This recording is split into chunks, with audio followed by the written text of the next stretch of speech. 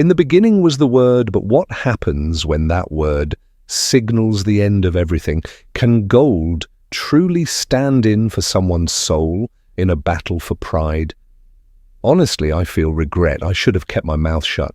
Life isn't exactly going great right now, but then again, is it ever easy for anyone? Everyone's just hanging on, clutching their jobs like lifelines, same as I cling to my cab. They say I never turn down a ride. Funny thing is, fewer folks are hailing cabs these days. You hear these stories about cabs getting caught up in bizarre situations. Me, I think half of them are made up, or maybe I just don't catch the punchline. My passengers are usually pretty ordinary. Mums with kids heading to the clinic, shoppers weighed down with bags from the mall, or late at night, tired people piling in after crunching numbers all day. Seems like most people would rather sleep off their drinks right where they've had them than bother calling a cab anymore. But there was this one ride on a Monday that stuck with me. It came through as a request from the airport. Normally, airport runs are solid, they're predictable and pay well. But this one, the destination was a secluded cottage community way out of town. What was I supposed to do? Turn it down? So I accepted the fare. When I arrived, my passenger, a man in his 40s, got in. He had this serious air about him, but not in a grim way.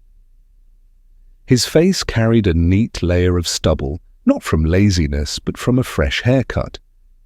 His short ginger hair was tidy, and his dark knee-length coat paired with a scarf gave him this aristocratic edge. Yet his eyes were open and kind, his smile so genuine it felt like a warm handshake. Instantly, I liked the guy. He seemed grounded. "Hey there," he greeted, settling into the back seat. "Evening. Mind putting on some music? Haven't heard any of our local tunes in ages. Care to fill me in on what's trending?" "I got you," I replied, not entirely sure why I was playing along, but I did. "Great. Oh, by the way, I'm Eugene," he said with a grin. "Nice to meet you, Eugene. I'm Harry," I replied, sensing this was going to be one of those chatty rides. And yep, he kept the conversation rolling all the way to the destination. "You know," he started, gazing out the window with a touch of nostalgia, "you don't realize how much your native language means to you until you're far from home." He paused, then chuckled softly. "And it's not my first rodeo either. This is my 6th trip abroad, and I still haven't gotten used to it. But hey, it's all worth it. I brought gifts for my wife. That's life, right? You work hard, you save up, and then you start all over again. I spent years, day and night, working to buy us a house, and I did it too. But then my business collapsed, and I had to start from scratch. My wife, though, she's a gem, beautiful inside and out. We've been together 2 years now, and all she's ever wanted is a proper wedding. You know, with the dress, the vows, the whole fairy tale thing. And I'm going to make it happen. This time it's for real." He sighed, his voice softening. "I sacrificed so much for her. Do you have any idea what it's like to be away from the person you love for months at a time? It's brutal, but no matter what, this week I'm staying with her. I'm not letting go, not even for a second." As he spoke, I couldn't help but feel a pang of envy. Here was a man overflowing with dreams and determination, someone who radiated sincerity. He'd spent half his life battling setbacks and putting his heart into building the perfect life for his wife. And now, even with financial troubles and job stress, he was ready to spend his last dime just to make her happy. That's devotion. That's love. It's an unstoppable drive to keep going, no matter the odds.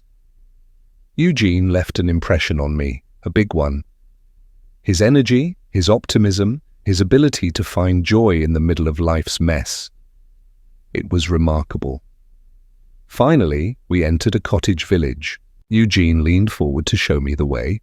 "Turn right here and stop at the second house," he said. I told him I think I know this house, I recently stayed with him. Then after gathering his things, my passenger turned back to me. Thanks for coming out here so quickly. Most drivers avoid this place or they charge a fortune. I can't blame them, really. Coming here means driving back with an empty cab. But hey, that's their problem, not mine, right? Anyway, have a good one. And with that, Eugene stepped out, leaving behind the faint warmth of his laughter and the memory of someone who lived life with his whole heart. Sure enough, not long after, I found myself entangled in a situation I hadn't anticipated, all because of my careless comment. You know how they say a small action can have massive consequences? Well, turns out that tiny comment was a pebble that started a landslide. Eugene, who had already opened the door to step out, paused. He hesitated for a moment, then slid back into his seat, shutting the door with a soft thud. His cheerful demeanor started to slip, replaced by a flicker of doubt. "Wait a second," he said, feigning a casual tone that didn't quite hide his nerves. "Did you really pick someone up from this house?" I hesitated, realizing too late that I had opened Pandora's box. Yeah, but it was just a young guy," I muttered, hoping to downplay it. His brow furrowed, and he leaned forward, trying to appear indifferent, though his voice betrayed him. "Young guy? There shouldn't be any young guys there.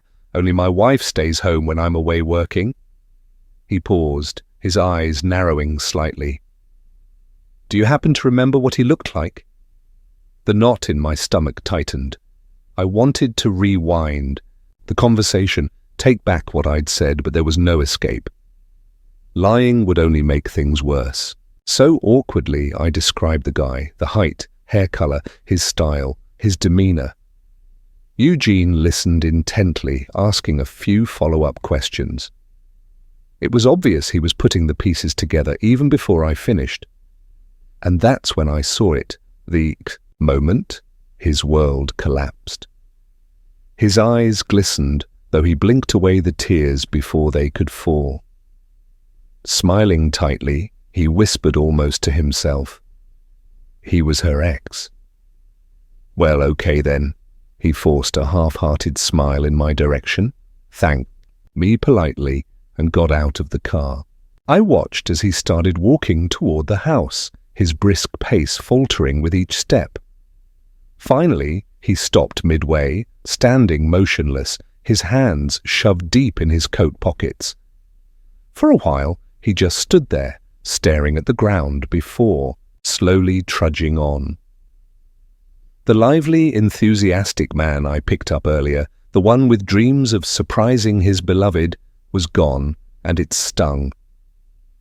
Even as I drove away from that quiet cottage village, his image lingered in my mind. My words had changed everything. I hadn't meant to hurt him, but guilt weighed heavy on me all the same. After all, no one had told me to keep my mouth shut. I pulled into the city and stopped at a gas station to clear my head. A coffee and a sandwich seemed like a good idea. Sitting on my bike, I sipped my drink and let my thoughts wander. Life wasn't fair, was it? Eugene's heartbreak gnawed at me. He seemed like a good man who didn't deserve this. Just as I finished my sandwich, my phone buzzed with another request. The address, the same cottage as before. To my surprise, it came with a generous tip for the previous ride. Without hesitation, I fired up the engine and headed back, curiosity bubbling inside me. What awaited me this time? When I arrived, I didn't see Eugene at first. Instead, a young woman in her early 20s stood outside, two large suitcases at her feet. Her hood barely covered her messy hair, strands poking out in every direction. One gloved hand clutched her coat tightly, while the other glove was nowhere to be seen. She looked frantic, disheveled, and undeniably upset. Without a word, I loaded her suitcases into the trunk. She climbed into the car, wiping at her tear-streaked face. "Take me to the city centre," she snapped, her voice sharp and trembling. Clearly, She wasn't in the mood for small talk. As I glanced back at the house, I spotted Eugene. He stood at the window, his hands gripping the sill as if it were the only thing holding him up. He looked drained, pale, and utterly defeated, and yet, as our eyes met, he gave me a slow, almost imperceptible nod. It was a silent expression of gratitude, though it weighed heavy with sorrow. The drive back was quiet, save for the girl's heavy sighs. She stared out the window, lost in thought, her eyes red and swollen. It didn't take much to piece together her story. She'd found herself a kind, mature man who bent over backward to make her happy, and yet somewhere along the way she'd grown restless. She'd invited her ex into their home, shattering the trust Eugene had poured into their relationship. This wasn't a one-time thing either.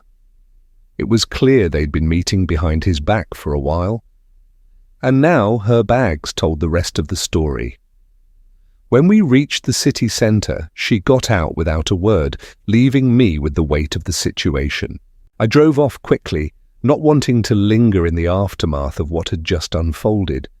Looking back, I can't help but wonder, was I an unwitting catalyst or something more?